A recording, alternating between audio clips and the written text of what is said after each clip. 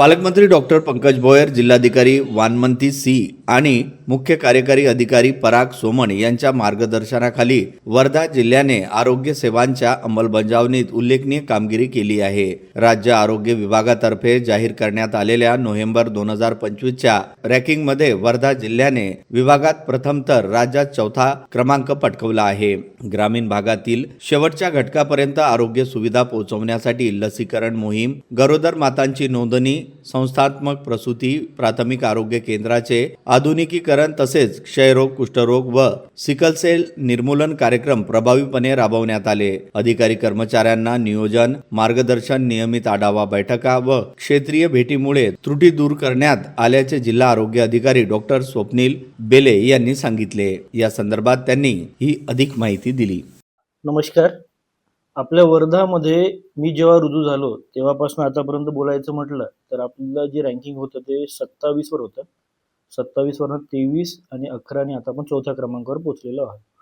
तर याच्यामध्ये विशेष आम्हाला अशी तयारी करावी लागली की आम्ही आढावा सभा घेऊ लागलो यांची दर सोमवारी आमचे कोऑर्डिनेटर लोकांचा.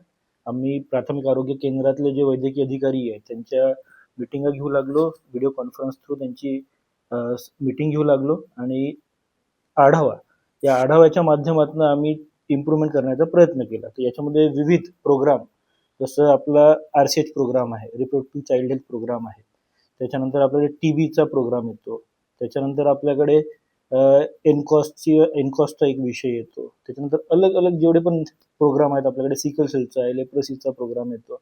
या सर्वांच्या निकष जे असतात तर ते 30 प्रोग्राम कन्सिडर होतात त्या रँकिंग करिता आणि या 30 प्रोग्राममध्ये 104 इंडिकेटर ते धरत असतात स्टेटवाले आणि त्या अनुसरून ते रँकिंग देत असतात.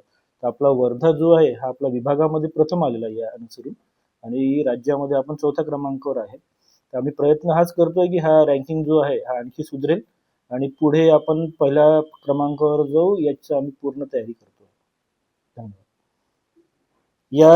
ही जी रँकिंग आहे याच्यामध्ये सर्वांचं इन्व्हॉल्वमेंट आहे. आमचे RCH ऑफिसर पासून आमचे ADHO आहेत, त्याच्यापासून तर आमचे आरोग्य सेवक आहेत, आरोग्य सहाय्यक आहेत, त्याच्यानंतर आमचे आरोग्य सेविका आहेत, आमच्या आशाताई आहेत, आमचे गटप्रवर्तक आहेत, आमचे कोऑर्डिनेटर, विविध कोऑर्डिनेटर आहेत जिल्ह्यातले.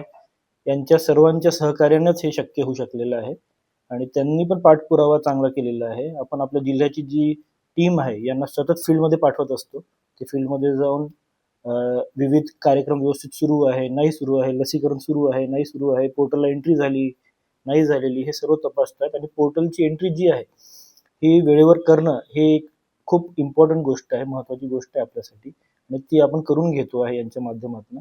आज पण आमची दोन टीम फील्डमध्ये गेलेल्या आहेत आणि सरप्राईज व्हिजिट करतोय आम्ही आणि आमचे तालुका आरोग्य अधिकारी जे आहेत आणि वैद्यकीय अधिकारी जे आहेत, काही जागेवर नवीन वैद्यकीय अधिकारी आले आहेत आपल्याकडे, परंतु ते पण आम्ही ट्रेन करतो आहे. त्यांना आल्यावर लगेच आम्ही त्यांना गाईड करतोय की या प्रकारे आपलं प्राथमिक आरोग्य केंद्र चालतं आहे म्हणून त्यांना पण फील्डला जायला आम्ही प्रवृत्त करतो आहे. कारण की 2 वैद्यकीय अधिकारी आहेत तर एक वैद्यकीय अधिकारी आमचा फील्डला कंपल्सरी राहायला पाहिजे, आम्ही प्रयत्न करतो आहोत आणि दुसरा जो राहील तो आपला OPD काढेल असं आम्ही एक PHCला राहील असं आम्ही पूर्ण एक त्यांना आदेश दिलेले आहेत. तर या अनुसरून आमचे तालुका आरोग्य अधिकारी पण फील्डमध्ये जातात आणि मी सुद्धा फील्डमध्ये दर आठवड्याला व्हिजिट देत असतो. तर या अनुसरून सर्व मिळून सर्वांचा हा सहभागानेच हे यश मिळतंय आपल्याला.